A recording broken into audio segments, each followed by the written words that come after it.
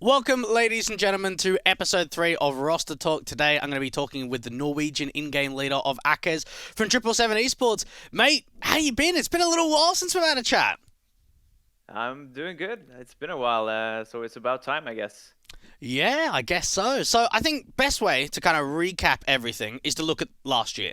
And I sort of wanted to go through some of the changes, because obviously when I started getting familiar with 777, it was when you started taking over the in-game leadership. So started off, what was the decision with joining a team like this after that you were sort of a part of Apex?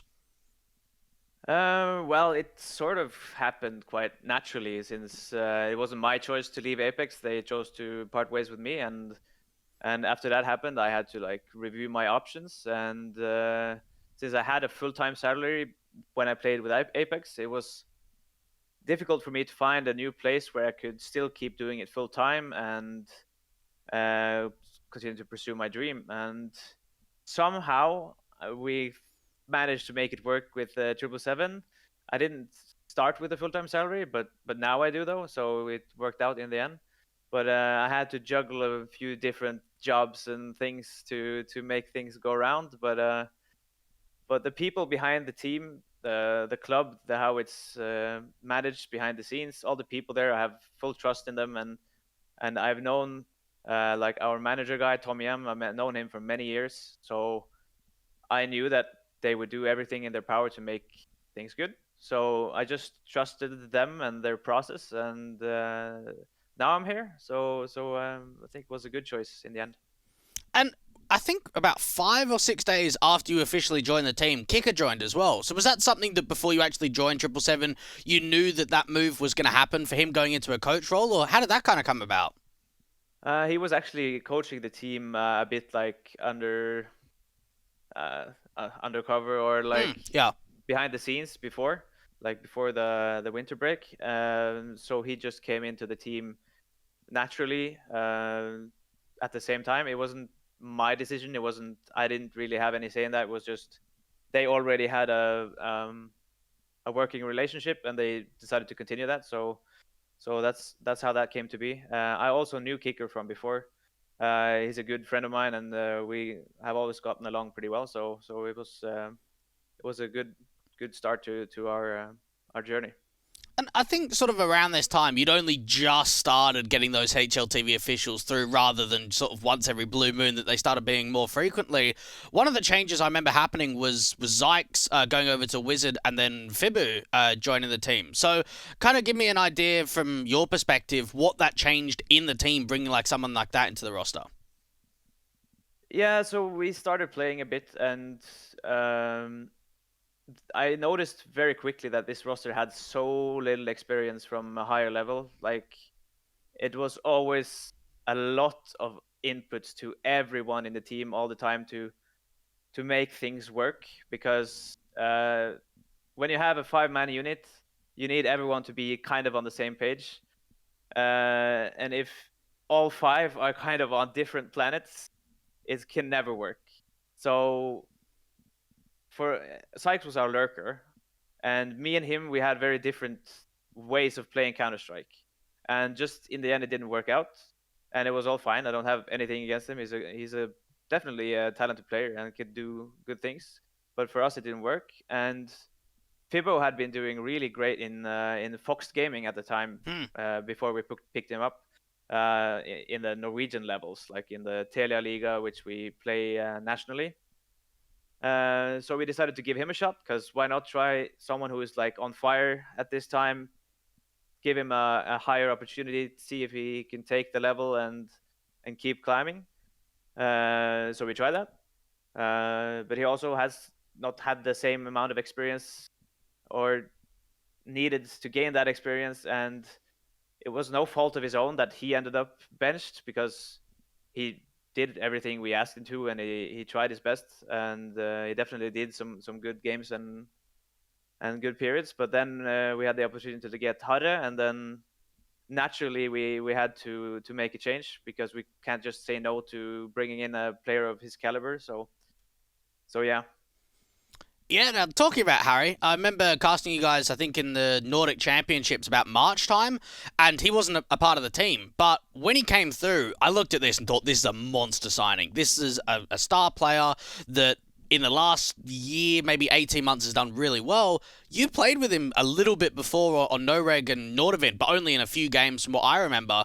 So when that came apart, was that almost for your take, like, okay, this is now where we really start to step up and get better results, or was it, it's a good signing, let's keep grinding hard?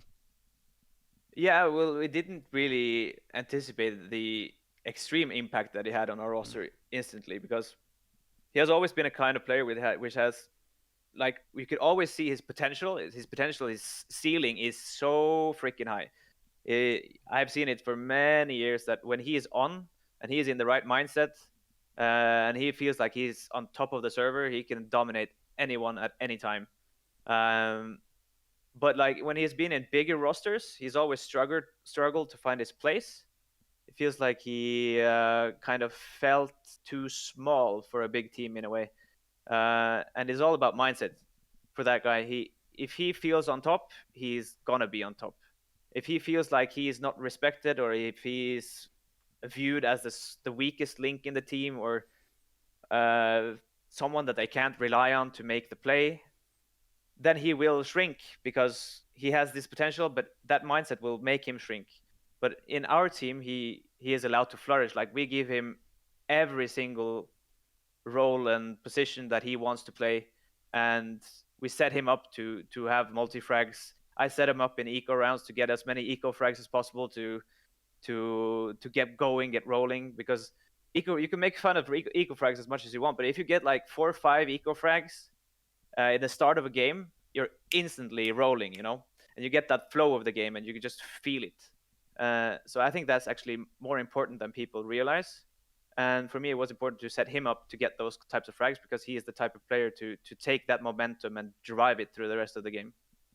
And I think around this sort of time, from again trying to remember back to what almost feels like over a year ago now, Orping was always a part of the team that I think was on the weaker side. So when you guys brought Marcelius through, I think he was on loan the first time before he actually got signed to the team. Was that a realization of we need a stronger Orpa with more experience, or was it just coming down to maybe the roles in the team not quite working and Marcelius seemed like the player that could have fit into that position? Yeah, the thing was, we knew that he was heading out of Apex at that point.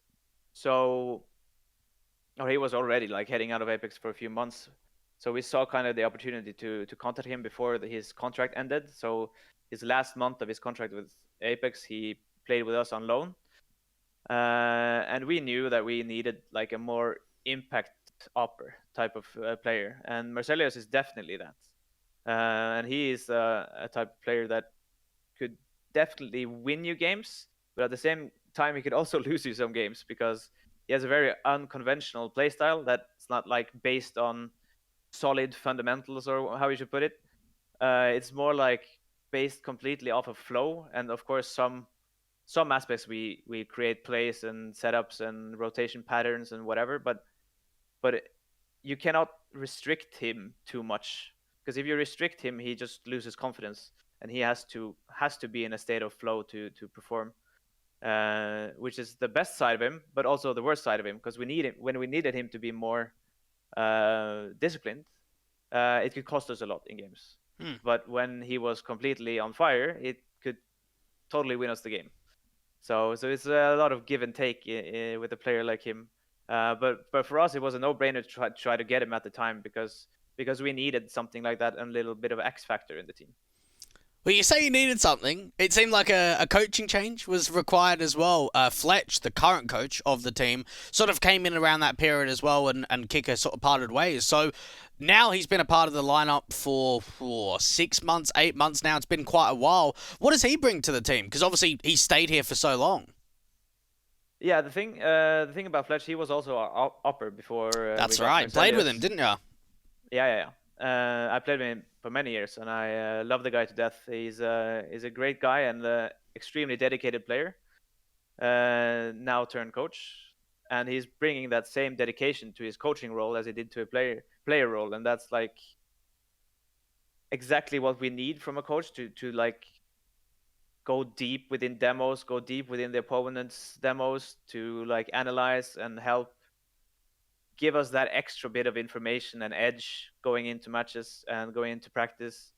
And it was not really Kicker's own fault either that he left, like, but we knew that we couldn't just let go of Fletch's capabilities, and like, I don't know, we just felt it was right to keep him as a coach because he brings that little bit of extra effort, I guess, into our game. Yeah, I mean, obviously, you can even say the same for the main analyst too. Something that we spoke about just a few minutes ago was Fibbo's impact to the team. He's the main analyst. You've got a coach that you also played with. There's actually not many teams out there that have got like coach and analytical staff that are not only ex-players, but actually players under the same leadership, played with the same sort of organization. So does that sort of create a good friendship group in the team, knowing that, oh, we just haven't got a coach from some other team, or we haven't got an analyst from some other team? No, we've played with them before. We know how they are and what they bring.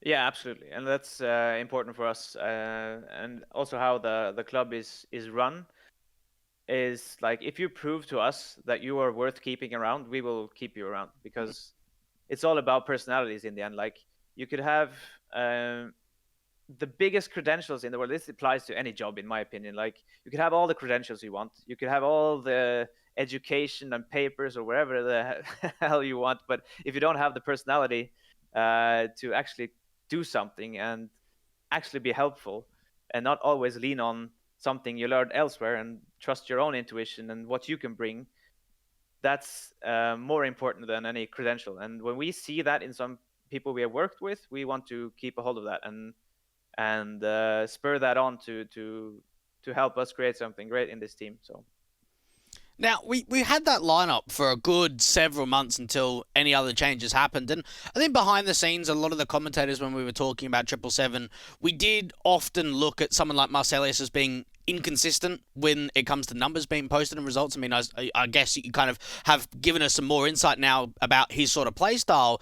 But one thing we saw towards the end of last year was parting ways with Harry and parting ways with Marcelius. Now, I could have understood the Marcelius angle, but for Harry, everyone was like, what's going on here? Why is Harry being parted ways with the team? So can you kind of give us any insight to what happened towards the end of last year about why both of those players parted ways with the team? So the order of things is what matters, to be fair, because things happened during the fall that between them two that just made it kind of impossible to work together. Because they have so extremely different philosophies on how to approach the game, that it just got on mostly Harry's nerves in the end. And it's like, when something becomes so damaged in a working relationship, it's like hard to fix it. So we had to figure out what we had to do. Like, either we had to part ways with Harry, or we had to part ways with Marcelius. And in the end, it ended up with Harry actually leaving himself, because he felt there was like no point. Because he felt like if Marcelius didn't live up to his like wish of how to approach the game, there was no point in continuing. So he just wanted to leave. And then in the end, he came back to us and asked if there's some way we could work something out. And then we ended up with the decision of keeping Harry and letting go of Marcelius, which was a very difficult choice, because I've had a really close relationship with Marcelius the past 3-4 years of my career, and I also love that guy to death. So it's very difficult to let go of some players like that. But sometimes you just have to look at the bigger picture of what's needed for a team at a certain time, and we felt that we definitely needed to keep working with Harry to evolve even more. So that's why that came to be. So yeah. Well, talking about maybe some new opportunities for the team as such, this year we saw, like you mentioned, Harry coming back, but also Grus coming over. Now, this was a guy that I remember you playing with on Apex for ages. So to actually see him coming back over, was that a decision that you kind of brought on because you've had past experience with him, or what was the case? Because obviously we know Apex had a way new direction of what was happening, because before they had a Cillian in the mix, they had Freddy Frog, Relaxer, all of those kind of guys, and Grus was sort of the last Norwegian that was remaining. But then when that lineup started parting ways, was that, okay, this is the perfect opportunity to get someone like Grus? Yeah, definitely, because we knew that something was going on with that lineup. That lineup was dead for quite a while. I think it was dead from around September or something last year. So they played with a dead lineup for a long time. But we didn't really know if they were going to keep Grus, because since it's a Norwegian org, I thought personally they would want to keep him to like keep the identity of the org, I guess. But they ended up getting Jacob, so they had the Norwegian link there. So I guess they felt they didn't need another one.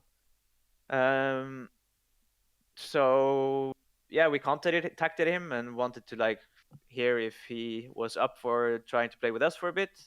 So he ended up playing the last few weeks of the year with us on basically a loan thing like this, similar to what we did with Marcellus. And yeah, it worked out pretty well. We ended up beating Finest in the last game of the year and moving on in Eliza, which was important for us. So yeah, that's how that ended up. I knew from playing with him for a long time that like he has insane amounts of potential. But with him as well as basically most other players, it's all mental. If he can unlock his inner confidence and his inner beast, he has better aim than anyone I've ever seen. So he just needs to be more often in that state of mind where he believes to be the best guy on the server. And he can definitely be that. And so that's a work in progress we're going to have to do with him during his time here with us. And that's an exciting challenge for me to try to lift him up. I'm trying also to nurture him like I did with Harder before when we got him, to give him most of the roles that he's comfortable with, and try to give him a lot of freedom to make his own plays and get comfortable in the team and on the server. So I think it's going to be good in the end, but we're barely started, so it's hard to judge already how it's going to end up. Well, you mentioned their work in progress. Now, I would almost say that applies to someone like Mikki, because in the past, we've seen him occasionally do some double AWPing. We know that he's a very proficient rifler, but if anyone has only been watching 777 very recently, rather than from last year, they'll notice he's now main AWPing. Now, I've been able to watch and commentate quite a lot of your games this year so far, and I think in the Enterprise game, which was one of your most recent ones, we really got to see that potential with the AWP. But maybe so far across the board in a lot of the officials, we haven't quite seen that consistency yet. So from your perspective, is Mikki getting more comfortable into the role? Is it something that's going to take us 3 months, 6 months time to really see that? Or is it something that's going to be very quick? I think it can be quick, because I can already see that he's falling into his role very smoothly already. Because some of the rounds he pulled off against Enterprise, you could just see, like it was the eco round, the overpass like one, the right? anti-eco round on overpass where he aced them. Like he does that amazing flick on the guy run boosted long and then rotates around and he just dances around the toilets perfectly, like an experienced opper would do. Not afraid to take the duel, not afraid, he's not backing off. He's just taking the duels, waiting for backup and dominating them. That's what he is capable of doing if he embraces that role completely, because we need an opper with some big balls, to be honest, to get us out of some difficult situations, and he showed to me and to the rest of the team that he's capable of doing that, and it remains to see if he could keep a hold of that mindset, because he also needs to embrace his inner beast, his inner alpha dog, and take control of games, because he definitely can. He also has some incredible mechanics, which you've probably seen yourself. And another thing too, I think obviously the Eliza Invitational Summer Run is something that we all remember, that sort of quarterfinal placing, when a lot of the times people were kind of doubting the team. We didn't really know what the potential was. I think you guys were ranked 110th or around there in the world for the majority of that run, and then started rising up the rankings. You ended up getting to a top 50 position. Now, at the moment, currently at 83rd, is there goals in mind of, okay, when are we going to reach top 50? When are we going to reach top top 40, when is top 30 even a potential? Do you have those kind of goals in mind for this roster this year? Of course, we definitely have those goals. But the thing is, at least with my philosophy of life in general, you can't attach yourself too much to a number. Those numbers will always come if you do things correct along the way. So if we do our process correctly, our mindset is the right one through these next months and weeks and whatever, it's going to come naturally. It's not something we have to force through. Okay, we have to reach number 40 before Easter. If we cling on to that type of mindset, every time we go down on the ranking, we're going to think like our world is falling apart. And there's no use of that. So we have to just focus on what we can do, and that's how we play. And if how we play is the right way, we're going to go as far as we want to go. And those placings are going to come by themselves in the end. So I'm a firm believer of just trusting the process, and results will come, and we will end up where we want to be in the end. Absolutely. All right, there we go. Well, akEz, thank you very much for your time, and hopefully the Norwegian fans get some good insights about that. Anything you'd like to say to the supporters? I just want to say thanks so much for supporting us. Like, Twitch chat in the live streams are so many 777 emotes and people going crazy when we do plays, and that's amazing to see when we're watching the VODs after. So keep supporting us, and we will keep doing our best all the time to make you happy and make ourselves happy and keep rising the Norwegian scene. And thank you to you for having these types of interviews. It's fun to have some different kind of content around the scene. No worries, mate. Best of luck with the rest of the year. Thanks, mate.